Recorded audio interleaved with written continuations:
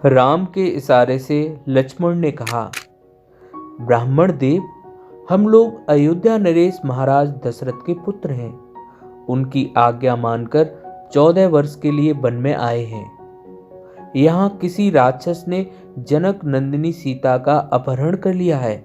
हम लोग उन्हीं को ढूंढते हुए इधर उधर घूम रहे हैं। अब तुम अपना परिचय दो। लक्ष्मण की बात समाप्त होते ही हनुमान का रूप बदल गया। वे वानर के रूप में भगवान के चरणों पर गिर पड़े। उस समय उनका हृदय कह रहा था कि मैं भगवान के सामने दूसरा वेश धारण करके आया। एक प्रकार से उनसे कपट किया। इसी से उन्होंने मुझसे बात तक नहीं की। मैंने उन्हें नहीं पहचाना, इसलिए उन्होंने भी मुझे नहीं पहचाना। मैंने उनका परिचय पूछा तो उन्होंने भी मुझसे परिचय पूछा। यह सब मेरी कूटनीति का फल है। मैं अपराधी हूँ। यह सोचते सोचते उनकी आंखों से आंसुओं की धारा बहने लगी। वे भगवान के चरणों में लौटने लगे।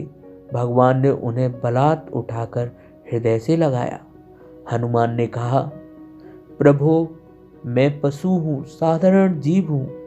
मैं आपको भूल जाऊं, मैं आपके सामने अपराध करूं, यह स्वाभाविक है। परंतु आप मुझे कैसे भूल गए? मैं तो आपकी आज्ञा से सुग्रीव के पास रहकर बहुत दिनों से आपकी प्रतीक्षा कर रहा हूँ। सुग्रीव भी बड़े दुखी हैं। मैंने उन्हें आपका परिचय देकर ढांढस बना रखा है। उन्हें अब एकमात्र आपका ही भरोसा है। अब आप चलकर उन्हें स्वीकार कीजिए और उनकी विपत्ति टालकर उनसे सेवा लीजिए। हनुमान ने आनंद मग्न होकर दोनों भाइयों को अपने दोनों कंधों पर बैठा लिया और वे उन्हें सुग्रीव के पास ले चले। राम और सुग्रीव की मित्रता हुई। उन्होंने अग्नि को साक्षी बनाकर सख्य संबंध स्थापित किया। बाली मारा गया और सुग्रीव वानरों के राजा हुए। चौमासे में भगवान राम और लक्ष्मण प्रवर्षण गिर पर निवास करते रहे। सुग्रीव भोग विलास में पड़कर राम का काम भूल गए, परंतु हनुमान कैसे भूलते। उन्होंने कई बार सुग्रीव को समझाने की चेष्टा की, किंतु सुग्रीव ने सुनी अनसुनी कर दी। वे अपने काम में लग गए। जब लक्ष्मण ने सुग्रीव को उपेक्षा करते देखा, तब वे बड़े क्रोधित हुए। अभी उन्हें तारा मना ही रही थी कि हनुमान के बुलाए हुए वानर भालुओं की अपार सेना आ पहुंची। यह उद्योग देखकर लक्ष्मण सुग्रीव पर प्रसन्न हो गए। सुग्रीव भगवान राम के पास आए और उन्होंने अपने प्रमाद के लिए क्षमा मांगी। भगवान राम के सामने देश देशांतरों का वर्णन करके सुग्रीव सीता को ढूंढने के लिए वानरी सेना भेजने लगे। सीता के संबंध में इतना पता तो था ही कि रावण उन्हें दक्षिण दिशा में ले गया है, परंतु वानरों को सब ओर भेजने का अभिप्राय यह था कि और वानर इकट्ठे किए जाएं, तथा यदि रावण ने सीता को कहीं अन्यत्र रख दिया हो तो उसका भी पता चल जाए। सुग्रीव ने शासन के शब्दों में कहा, जो 1 महीने में निर्दिष्ट स्थानों का पता लगाकर नहीं लौटेगा, उसे मैं बड़ा कठोर दंड दूंगा। सबने निर्दिष्ट दिशाओं की यात्रा की। दक्षिण दिशा में ढूंढने का काम बड़ा ही महत्वपूर्ण था, इसलिए यह काम मुख्य वानर वीरों को ही सौंपा गया। जामवान, हनुमान, अंगद, नल, नील आदि को बुलाकर उनको काम की गुरता समझाई। उनके मन में उस समय यह भाव उठा कि ये वीर अवश्य ही अपना काम पूरा करेंगे। विशेष करके हनुमान के लिए तो कोई काम असंभव है ही नहीं। उन्होंने बड़ी प्रसन्नता और प्रेम से कहा, हनुमान, जल में, थल में, नभ में सर्वत्र तुम्हारी एक सी गति है। स्वर्ग अथवा अंतरिक्ष भी ऐसा कोई नहीं जो तुम्हारी गति रोक सके।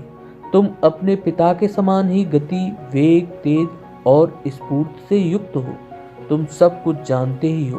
तुमसे और क्या कहूँ। तुम्हारा काम केवल स्थानों में देख आना ही नहीं है, बल्कि तुम्हारा काम सीता को पाना है। मेरा तुम पर पूर्ण विश्वास है कि तुम सीता का पता लगाकर ही लौटोगे। सुग्रीव की बात सुनकर भगवान राम ने हनुमान को बुलाया। भगवान तो पहले से ही जानते थे, परंतु सुग्रीव की बातों से उन्हें और भी स्मृति हो आई।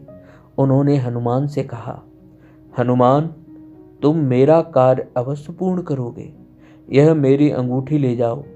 इसे देखकर सीता विश्वास कर लेंगी कि तुम राम के दूत हो।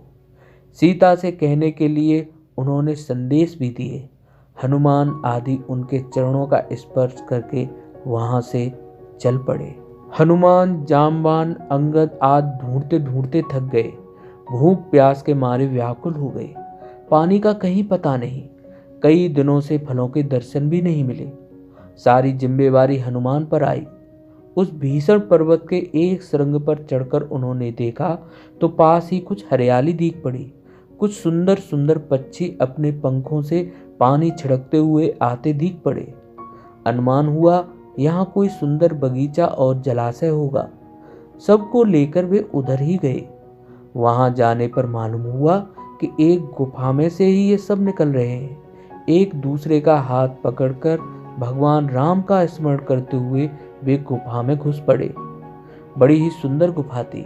वहां के झरनों में अमृतमय जल था। सोने से वृक्ष थे और उनमें बड़े ही स्वादिष्ट फल लगे हुए थे। वहां की तपस्विनी से अनुमति लेकर सबने खाया पिया और स्वस्थ हुए। उस तपस्विनी के पूछने पर हनुमान ने सारा वृत्तांत कह सुनाया और इच्छा प्रकट की कि जहां तक हो सके शीघ्र ही हम लोग यहाँ से निकल जाएं तो अच्छा है। उस तपस्विनी ने कहा, भैया, यहाँ आने पर कोई जीवित नहीं लौटता। यह निर्विघ्न तपस्या करने का स्थान है। यदि लोग यहाँ से लौटने लगे तो यहाँ की तपस्या में विघ्न पड़े। परंतु तुमने मुझे भगवान राम की कथा सुनाई है, इसलिए तुम लोगों को तपस्या के बल से मैं यहाँ से निकाल ले चलती हूँ। मुझे भी भगवान राम के दर्शन करने के लिए प्रवर्षण गिर पर जाना है। अच्छा, अब तुम लोग अपनी आंखें बंद कर लो। वानर भालुओं ने अपने अपने हाथों से अपनी अपनी आंखें बंद कर ली। क्षण भर में ही उन्होंने देखा कि सब समुद्र के किनारे एक ऊंचे पर्वत पर खड़े हैं। हनुमान से अनुमति लेकर वह तपस्विनी भगवान राम के दर्शन के लिए चली गई। अंगद ने कहा, भाई, अब 1 महीना बीत गया। न हम लोग जानकी का पता लगा सके और न तो जहां जहां जाना चाहिए था वहां पहुंच जा ही सके। अब वहां जाने पर सुग्रीव मुझे अवश्य मार डालेंगे, इसलिए मैं अब यहाँ रहकर तपस्या करूंगा। तुम लोग जाओ। पुस्तक का शेष भाग अगले वीडियो में। अगर आपको यह वीडियो अच्छा लगा हो तो वीडियो को लाइक करें, शेयर करें और चैनल को सब्सक्राइब करना ना भूलें। धन्यवाद।